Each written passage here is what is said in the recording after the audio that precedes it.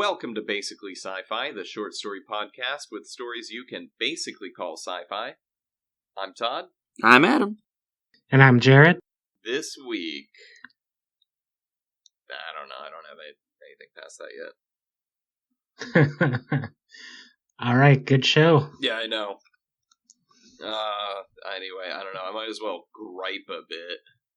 That's a thing people tune into podcasts to hear. I'm going to be honest this time. We weren't honest last time, but I am going to be honest this time because we're re-recording this episode again. Oh, yeah. Yeah. Ooh. Because, yep, I know. Because Godzilla caused another earthquake and knocked over a cup of tea. Yeah. Goddamn Zillas. See, here I thought the whole building was actually going to come down. Man, that earthquake was pretty... I mean, we're joking, but I mean, that earthquake was kind of nuts. It was shaking a bit. Like, I wasn't actually nervous, but maybe that's because I was drinking a refreshing cup of tea right in front of my laptop that cost like $3,000. It's a good thing, to be honest, that none of the things fell down and got broken. Yeah, I mean, you're making it sound like I should be glad to be alive. Yeah. we should all be glad to be alive, to be honest. At least that tea didn't fall on your dick. I am glad to be alive. Scalding hot tea on the dick. And unscalded. I mean, it's not that it was that hot. It's just that it was directly above my laptop. Yeah, that's unfortunate. Yeah. I mean, I managed to click start and then power it off, and I really just thought it was going to be a matter of having a soggy computer for the rest of the night. Wait for it to dry off and stuff? Yeah, never turned on again. Nope. So, got a new computer, and we're doing new recordings of the same stories that you guys haven't heard, but we have. Hey, our stories, honestly, should be so great that we listen to them several times. Why don't we just get right all up in the guts of this story? All right. Yeah. My story this time is called Old People Got. Come forth, simp, and plead your case. The Queen Zephos of the invaders on planet Spartine gestured lazily with her hand. She couldn't even bother to look up from her bowl of space pistachios as she attempted to simultaneously govern her people and eat her sorrows away.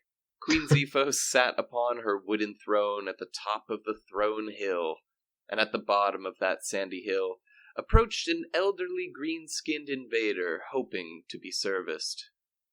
Yes, I'm just an elderly old invader gentleman, and was hoping you could hear me out about a problem I've been having recently.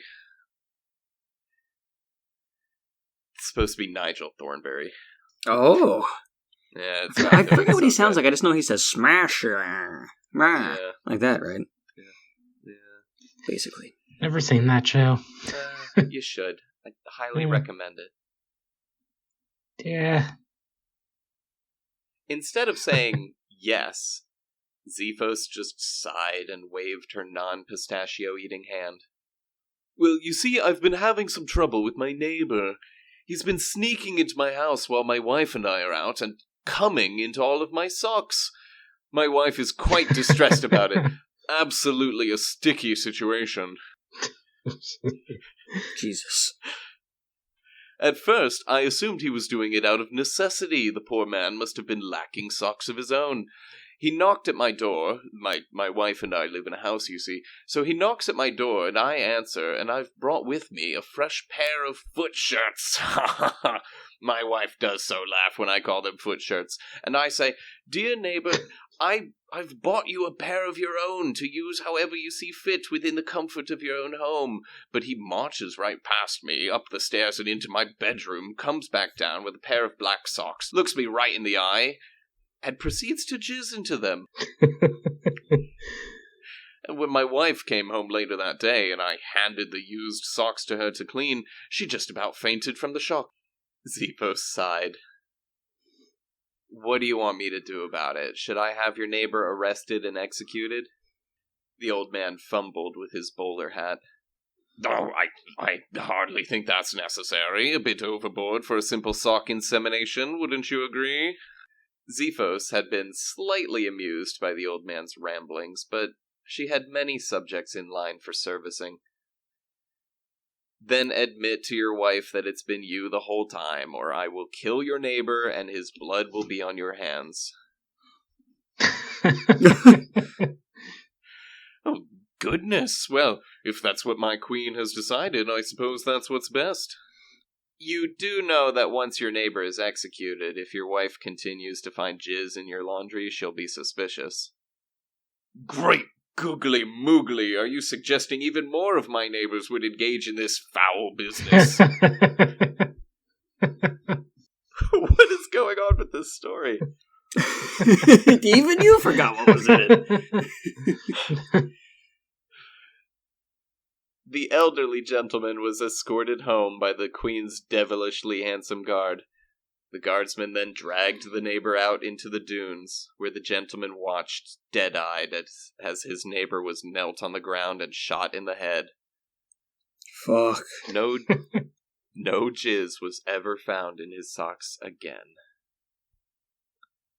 Oh, man. So it really was the neighbor. So it really... Meanwhile, back at the Throne Hill, Xephos had run out of pistachios and decided she wanted something sweet next. There will be a 10-minute break, Xephos declared. I'm going to see what I have in the fridge. If there are any of those dark choco mint wafers left, that is probably what I will have, and if not, the 10-minute break may be extended so that I might decide on an alternative. I gotta love bureaucracy. Just then, several invaders cried out as one man cut into the front of the line. The line cutter was half invader and half something else. I don't give a fuck if you were here first. There is no line, procession, or queue that can contain Vin, the purple fucking pirate.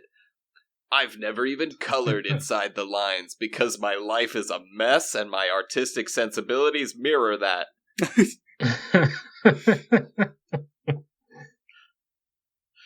Xephos spit out the salty shell of a pistachio she had been sucking on.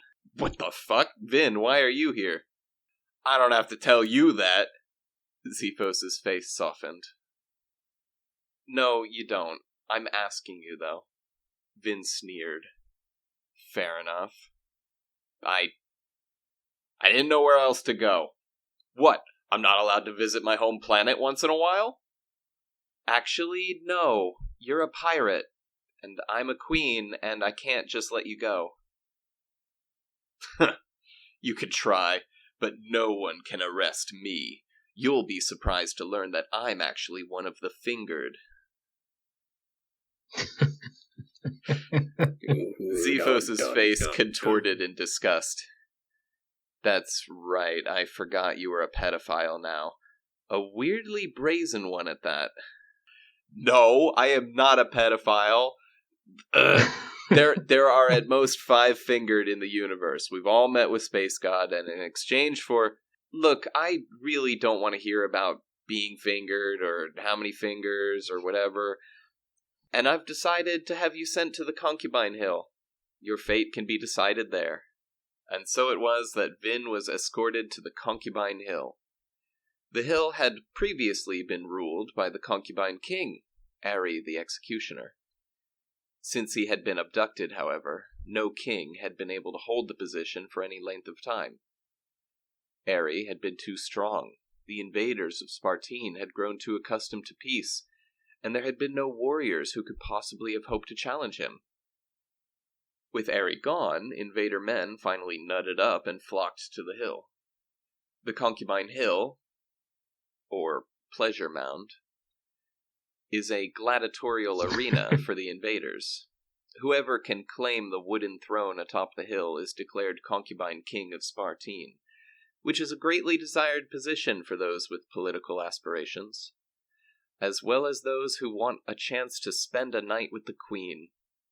Only the Concubine King can hope to lie with the queen, at her pleasure, of course. Everyone else can watch if they want, though, and they do, as often as they can. Jesus. It's actually a little unusual that they do, because the invaders are used to doing everything outdoors, and it's so common to see invaders engaging in that activity that it usually doesn't warrant a second glance. And any invader will tell you that's the way it should be on every planet. Anyway, they still want to see the queen doing it because she's just that banging. Queen Xephos, along with her favorite devilishly handsome guards, and a whole box of dark choco mint wafers, took a seat at the top of the bleachers that surround the Concubine Hill. She watched as Vin was led at blaster rifle point to the bottom. One of the guards at the bottom pointed at the top of the hill, after which Vin made a rude gesture. The guard shook his head and pointed again, at which point Vin pointed up to where Queen Xephos was sitting. With all the spectators cheering and the relatively great distance between the bottom of the hill and where Xephos was sitting, she couldn't hear what they were saying, but the guard made the intergalactic hand sign for telephone, at which point one of the Queen's guards handed her a phone. Vin says he won't go up until he talks to you. Fine, put him on. Hello? Hello. You call this thing a hill? Yes. Is there a problem? Okay, 'cause this thing looks like it's gonna be a freaking hike. How tall does something have to be before it stops being a hill and you call it a mountain? Xephos snorted. Can't be a mountain. It doesn't have snow on it. What kind of dumbass definition for a mountain is that? There's a height at which you distinguish a hill and a mountain. A mountain is 1,000 feet high, so I'm asking you, how tall is this hill? I've never heard that before. Look it up. Because Todd did. I will not. I'm hanging up now, so hurry up and go die on that hill. Xephos hung up. There's a hill I'll die on, all right, and that's the hill that says a hill is less than 1,000 feet high. No way in hell am I gonna die on this goddamn mountain, though, Vin said to himself as he began to ascend. About halfway up, Vin noticed a small camp of invaders. Some were drinking, some were sleeping, and some were just sitting around chatting. Vin approached the camp and said, "Someone beer me." A muscular young invader handed him a beer. "You must be new here. My name's Doru. That's Ziston, and over there's Sarise. And, well, I'll let everyone do introductions later." "Good to meet you, Doru. I'm Vin. I can't help but notice that you're not killing each other." "An excellent observation, Vin." No, we only really get into the killing near the top of the hill. When someone actually makes an attempt for the throne, that's when they're at their most vulnerable. I tried to take the throne myself a couple of days ago. Got a nasty bruise. Doru pointed to a spot on his arm. So I'm resting up here with the guys. Doesn't make much sense to do any fighting on the middle of the hill, you know? It's informally a neutral zone here. How informally? Vin asked, putting one hand under his coat pocket. Totally informally. It's a free-for-all, technically. Very cool, my guy, Vin said as he shot Doru point-blank in the chest. The sudden violence roused the rest of the camp, and all the combatants' eyes were on Vin. "Sorry, did I wake you boys up? I thought we were invaders, the most fearsome warrior race in the universe. I left the planet for a couple of decades, and man, did things change. I'll be doing most of you here a favor by killing you. So anyway, Vin started blasting. Most of the combatants were still unarmed, but Vin didn't care, and neither did the spectators in the bleachers. The cheers roused even more camps all around Concubine Hill, and just like that, Xephos thought to herself, her people started to look like true invaders again. Blasters were firing, swords were clashing, and bones were splintering. Vin made a dash for the top of the hill. There were 2 combatants already there, unarmed but locked in what Vin was pretty sure was combat and not embrace. Since they saw that Vin was carrying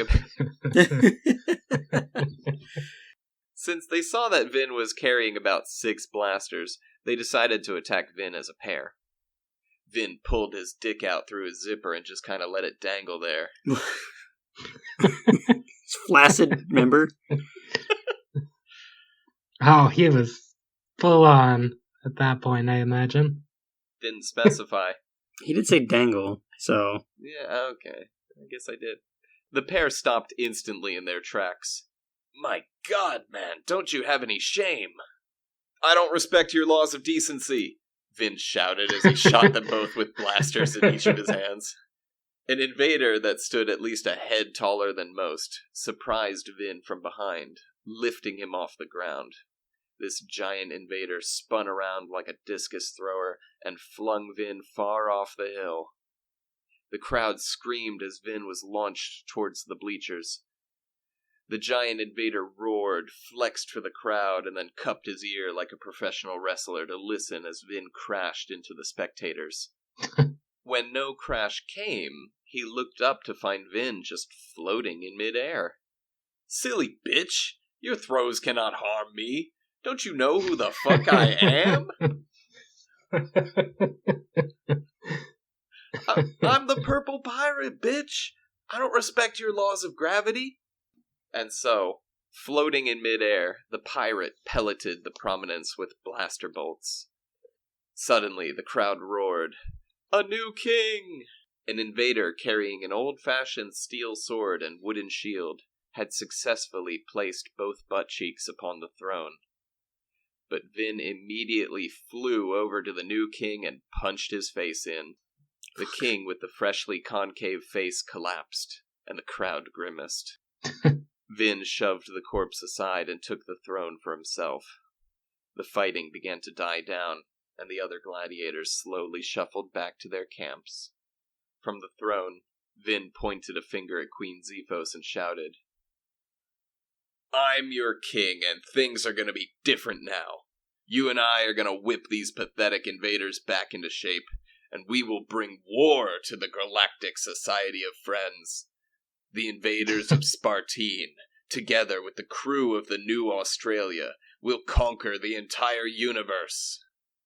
Xephos smirked. Sounds good, but as you may have noticed, Concubine King's reigns tend to be short-lived.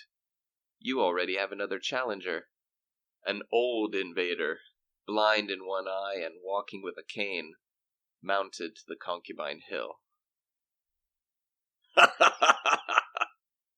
I don't respect any elders. Get back down that hill. I'll give you to the count of 10, old man. 1, 2, 10. Vin shot both the old man's shins off. Jesus! Finally, rising from the throne, Vin approached the old man, leaned down, and pressed one of his blasters against the old man's forehead. Let this be a lesson to any who would challenge me. Vin looked down at the face of the elderly invader. The old man had tears in his eyes, and he said, Vin, I'm so proud of you. Before he could speak any more, Vin fired, finishing off the old man. He then looked up at Queen Xephos. Xephos, was that guy... Was that really my... Xephos rose from her seat and handed the empty box of Choco Mint wafers to her nearest guard. She spoke to the pirate. He's been here the whole time, on this hill. And you knew he was here. I shrunk the whole universe, but he... Xephos nodded. Yes, I knew. I kept him here for you. For the day when you would give up piracy and take your rightful place here with me. And that was the end of Vin the Purple Pirate, the Captain King of the New Australia, the middle finger of the God Hand. But it was the birth of Vin, the Concubine King, and respecter of women. The end. So wait a minute, by respecting women, he loses his power. Yeah, that was his. Yep. That was his gimmick. He doesn't respect laws of things. By not respecting something, he gets to break that law. Yes. So this one was kind of weird. I mean, and now it's gone, so it doesn't. But that one was kind of weird. Like it's not like he had the same power as Edith, who could just do whatever. For him, like there had to be a law, and then he could break it. Yeah, like gravity or elderly people. Yeah, or decency. So he could just whip his dick out, but it would have been physically impossible otherwise. Yep. I know. I've tried, but I just can't do it. Unless it's in public. Oh boy. No.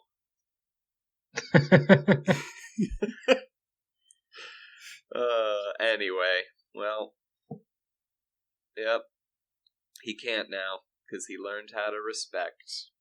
Son of a bitch. But technically, it's not a law to respect. It doesn't have to be. Yeah. So, I mean... Just enough to ruin his gimmick. Just enough to ruin his gimmick.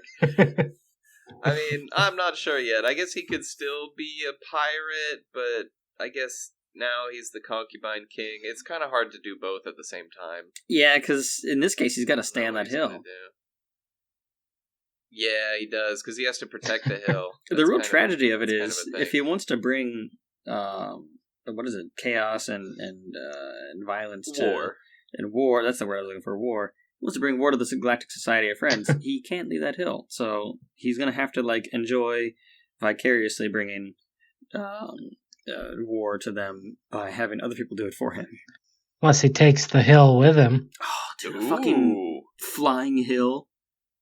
Dude, I mean, his pirate ship is a terraformed ship where he just takes things that he wants and attaches them like a refrigerator magnet. He could do that. There you go. He could. All right, spoilers. Jared just wrote the next part of Vin's story. By giving you a new idea. Because,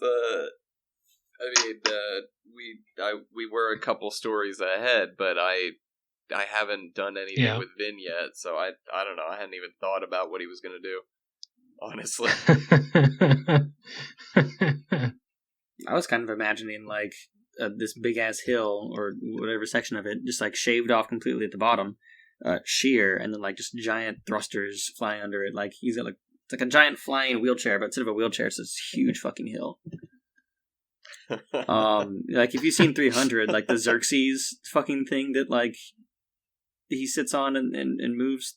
Yeah. Golden pyramid bullshit. That's what I kind of imagine. Okay. Yeah. I mean, I don't know. I think the hill is made out of sand, though, so I think if you take the top off of it, then, it's still it's a flying bucket of sand. That's even better. Yeah, you've just taken some of the sand. It's even better. It's slowly disintegrating as he flies around in it. Yeah. So, yeah, he would have to take the crust from under the hill also. So the hill is made of sand? They just put sand in one spot until they made a giant hill? Yeah, no, all of Spartine is pretty deserty. Oh, okay. So, yeah, it's a hill. Yeah. So they have no houses. Yeah, just have them dig down to the core of the planet. That way, if anyone wants to sit on top of the space where the hill was, they're sitting in lava. Yeah. Yep. Yeah. That makes sense. That will be I think. I forgot about the semen joke at the beginning. And the second time through, I had it forgotten was about the. it's definitely funny, and not just for shock. It is also funny. Oh, thanks. The cum sock. I had forgotten about the I'm the Juggernaut bitch reference. That was always good to be reminded that exists. Yeah. So. I really enjoyed when you called somebody a silly bitch, because that's just like, I don't know, like Yeah. a very hard word It's an plus a very excellent soft insult. word, so it's, I don't know, it's like funny. When you call someone a silly bitch, they don't know how to react. Like, Right. are you being deliberately cruel, or is this Are you being just a endearing joke? or mean to me? Yeah. And Like, are you a really... true insult makes somebody feel uncomfortable rather than angry, unsure of themselves, maybe.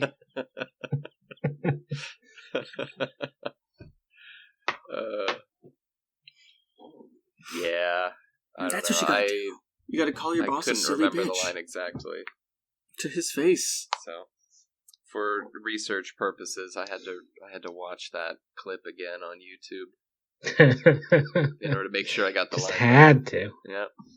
No, I do a lot of research that, I'm watching something on YouTube and Tomo looks at me like, I thought you were writing. And I'm like, I am. This is I am. research.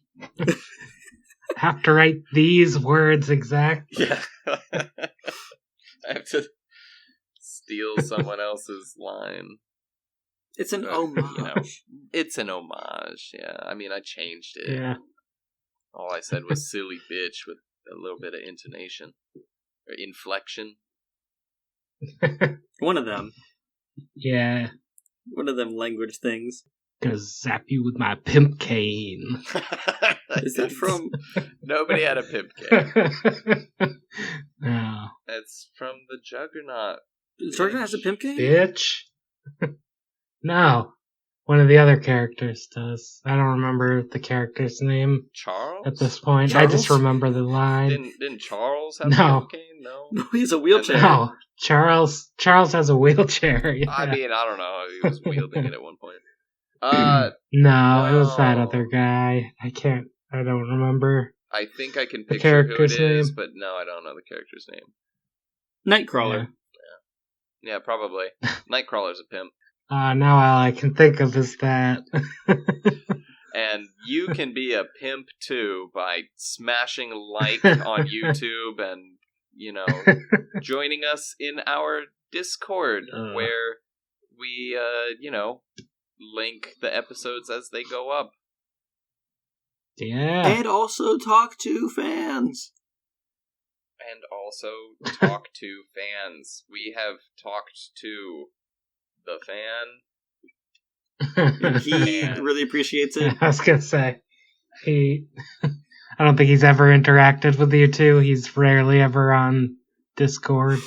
We don't have to tell them that. He's just a friend of mine from school who has questionable screen name at the moment. Yeah, right?